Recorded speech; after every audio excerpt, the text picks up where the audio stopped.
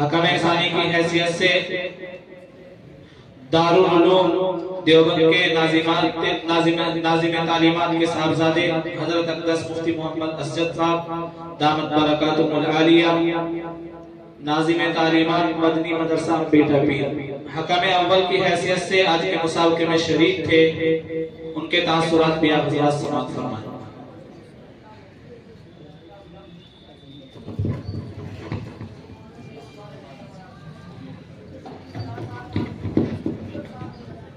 نحمده ونصلي على رسوله الكريم اما بعد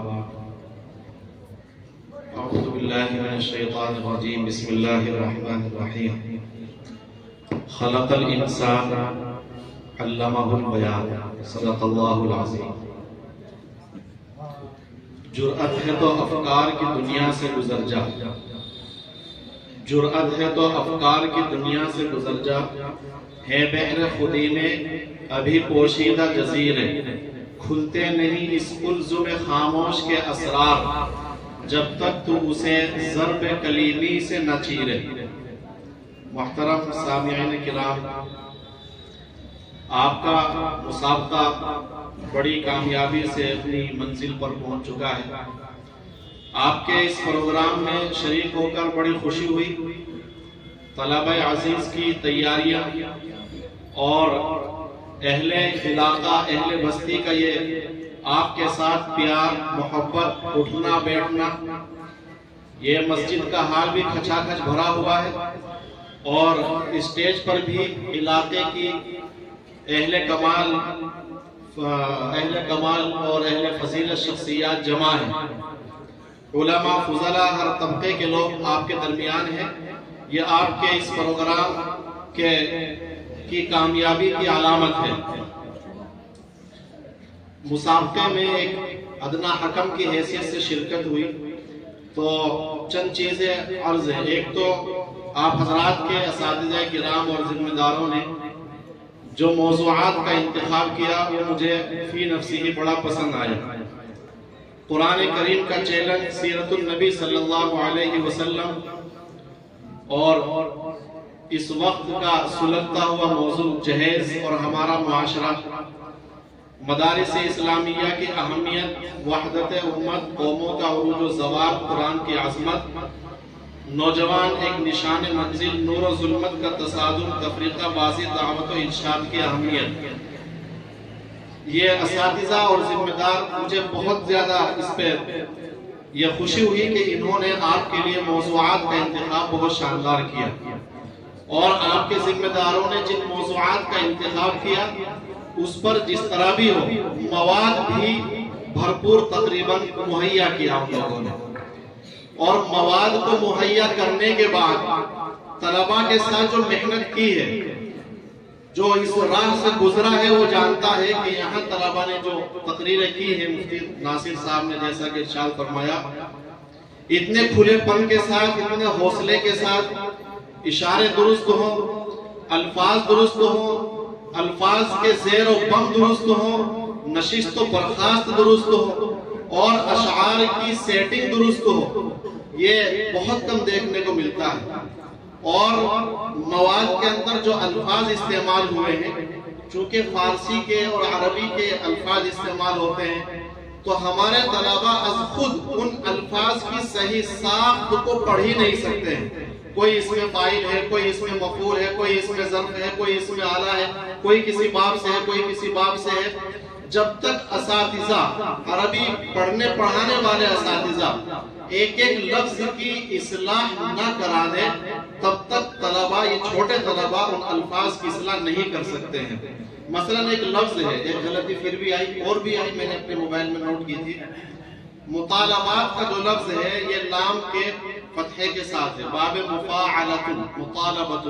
ایک طالب علم نے اس کو مطالبات لام کے کسرے کے ساتھ پڑھا، لیکن جو غلطیاں ہیں وہ آٹے میں نمک کے برابر ہے، بہت کم غلطیاں ہیں۔ ورنہ بعض جگہ ایسی جگہ شرکت ہوئی کہ بے تکلفی میں، جیسے مفتی صاحب نے کئی باتیں بے تکلفی میں تواضع کے طور پہ عرض کی، تو اسی طرح بے تکلفی میں وہاں یہ عرض کرنا پڑا کہ دوران حکمیت یہ محسوس ہوا کہ مسابقہ تقریر کا نہیں ہے، غلطیوں کا ہے۔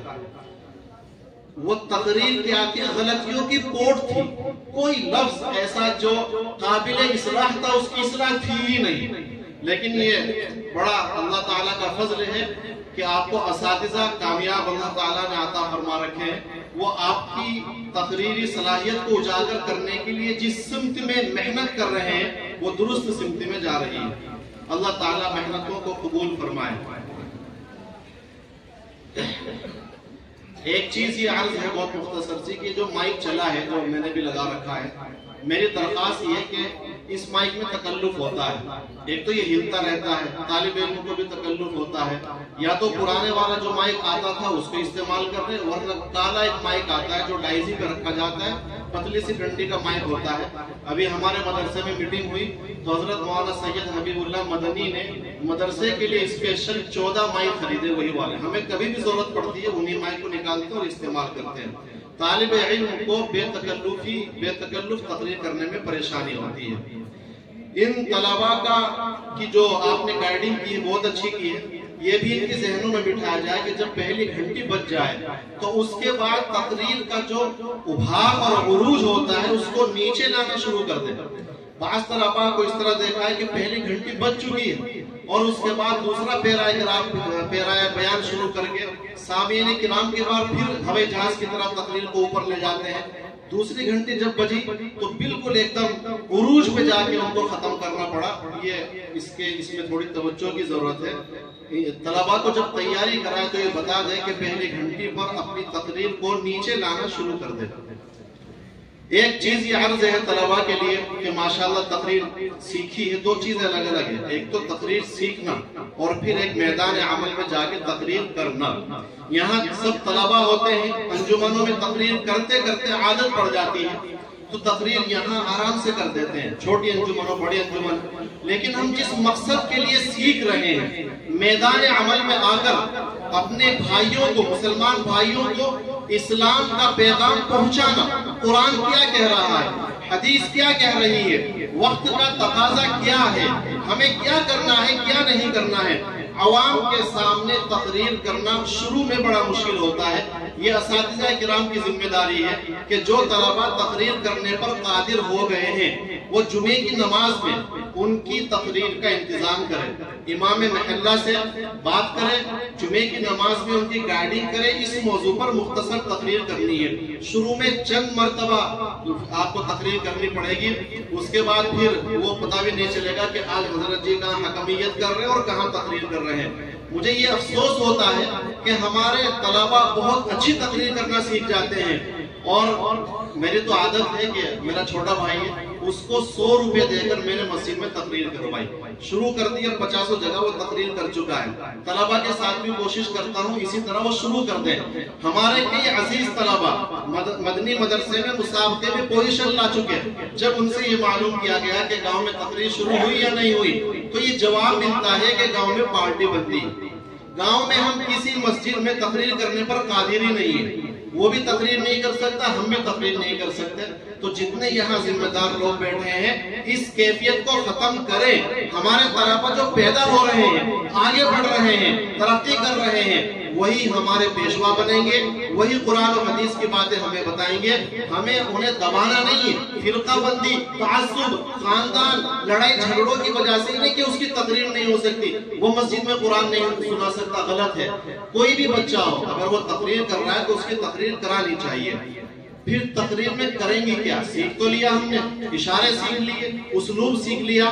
یہ تقریر اظہار باقی ضمیر کا ذریعہ ہے۔ استاد محترم مولانا شوکت صاحب جو رابطے کے صدر ہیں دارالعلوم دیوبند میں، وہ فرمایا کرتے تھے کہ یہ تقریر جو ہم سیکھ رہے ہیں اظہار معافی ضمیر کا ذریعہ ہے، یعنی ہمارے دل میں جو چیز ہے اس کو ظاہر کرنے کا ذریعہ ہے۔ ظاہر جب کریں گے جب دل میں کچھ ہوگا، اور دل میں کچھ کہاں سے آئے گا؟ جب ہم پڑھیں گے۔ اس سلسلے میں ایک چھوٹی سی گزارش ہے اور قابل مبارکباد بھی ہے کہ ان لوگوں نے جو انعام کا انتظام کیا، پہلی پوزیشن پہ تو سائیکل رکھی ہے لیکن دوسری پوزیشن پہ کتابیں ہیں، اس کا طریقہ یہ ہے کہ ہم اپنے طلباء کو کتابیں انعام میں دیں. کن کی کتابیں انعام میں دیں؟ حضرت مولانا عبد الماجد دریا والی صاحب کی، حضرت مولانا ابو الحسن علی میاں ندوی صاحب کی، حضرت مولانا اشرف علی تھانوی صاحب کی، حضرت مولانا شیخ الحدیث مولانا زکریا صاحب کی. یہ آپ کو گائیڈنگ کر دیں گے آپ کے اکابر کے کس طریقے کی کتابیں آپ کو انعام میں دینی ہے. طلباء جب وہ کتاب پڑھیں گے سیرت کے اوپر، دیگر موضوعات کے اوپر، تو وہ جو مافی ضمیر دل کے اندر جو چیز ہے وہ چیز پیدا ہوگی، تو وہ چیز نکل کر باہر آئے گی. اب کسی کو روزے کے موضوع پہ بیان کرنے کے لیے بٹھا دیا کہ چلو تقریر کرو، رمضان کا مہینہ ہے. جب دل میں رمضان، روزہ، زکات، روزے کے اندر کامیاب کرنے والی چیزیں، روزے کو خراب کرنے والی چیزیں، روزے کو فاسد کرنے والی چیزیں، جب تک یہ چیزیں دل کے اندر نہیں ہوں گی تو کیا تقریر کریں گے؟ تو ہم نے الحمدللہ ذریعے میں بہت بڑی کامیابی حاصل کر لی. اب ہم کو مافی ضمیر کی بھی تیاری کرنی ہے، مطالعہ کرنا ہے. اللہ تعالی ہم سب کو کامیابی عطا فرمائے. اب یہ مختصر سا اعلان کرنا ہے آپ کے سامنے. مفتی صاحب نے کہا کہ تقریر سب نے اچھی کی ماشاءاللہ، لیکن ایک پوائنٹ سے، ایک نمبر سے اوپر نیچے ہوتا ہی ہے، اور اسی لیے دو حکم ہوتے ہیں تاکہ ایک سے یک طرفہ فیصلہ نہ ہو. دونوں کے نمبر ضم کر کے دیکھے جاتے ہیں اور اس کے بعد جیسا ہوتا ہے پھر نتیجہ نکالا جاتا ہے. کل 100 نمبر تھے، 200 نمبر تھے. ان 200 نمبر میں سے سب سے زیادہ 194 نمبر حاصل کرنے والے طالب علم کا نام ہے عبدالحق پٹھیڑ. انہوں نے وحدت امت پر تقریر کی اور ماشاءاللہ بڑی اچھی تقریر کی. اشعار وغیرہ کی جو سیٹنگ تھی بڑی شاندار تھی. مفتی صاحب نے اس کے بارے میں اچھی طرح وضاحت کر دی. انہوں نے 200 میں سے 194 نمبر حاصل کیے. اللہ تعالیٰ مبارک فرمائے، کامیاب فرمائے اور میدان عمل میں اور زیادہ کام کرنے کی توفیق عطا فرمائے. 200 میں سے ان کو مدرسے کی طرف سے سائیکل انعام میں دی جائے گی. آئندہ اور انشاءاللہ محنت کریں گے تو آپ کے ذمہ دار موٹر سائیکل بھی دیں گے. اس کے بعد 200 نمبر میں سے دوسرے نمبر پر سب سے زیادہ 181 نمبر حاصل کرنے والے طالب علم کا نام ہے محمد حسین دابکی. انہوں نے 2 پوزیشن حاصل کی ہے. اللہ تعالیٰ ان کو قبول فرمائے اور آگے بھی اس سفر کو جاری رکھنے کی توفیق عطا فرمائے. ان کو 1500 روپے کی کتابیں مفتی تقی عثمانی صاحب کی تصنیفات 1500 روپے کی انعام میں دی جا رہی ہے. اللہ مبارک فرمائے، کامیابی عطا فرمائے. تیسرے نمبر پر 200 میں سے سب سے زیادہ تیسرے نمبر پر نمبرات حاصل کرنے والے 179 نمبر انہوں نے حاصل کی ہے، 80 میں 1 کم. ان کا نام ہے عبداللہ دمجھیڑا. انہوں نے 100 پوزیشن حاصل کی ہے. اللہ تعالیٰ ان کو قبول فرمائے اور دین متین کی خدمت، اشاعت اور حفاظت کے لیے ان کو قبول فرمائے.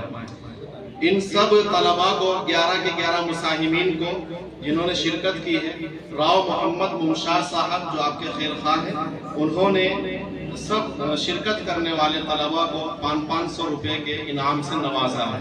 اللہ تعالیٰ انعام دینے والے کو بھی قبول فرمائے، ان کے جان و مال میں برکت عطا فرمائے، اور جو یہاں اور دیگر حضرات ہیں ان کو بھی زیادہ سے زیادہ انعام دینے کی توفیق بھی عطا فرمائے.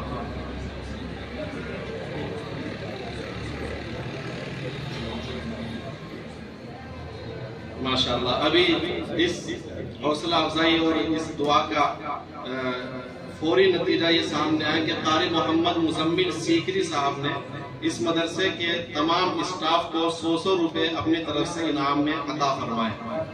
اللہ تعالی ہم سب کے جمع ہونے کو، کہنے کو اور سننے کو قبول فرمائے، اور اللہ تعالی آپ حضرات کو، طلباء کو اور زیادہ ترقیات سے نوازے، اور جو محبت میں یہ لوگ شریک ہوئے ہیں سب کو جزائے خیر عطا فرمائے. وآخر دعوانا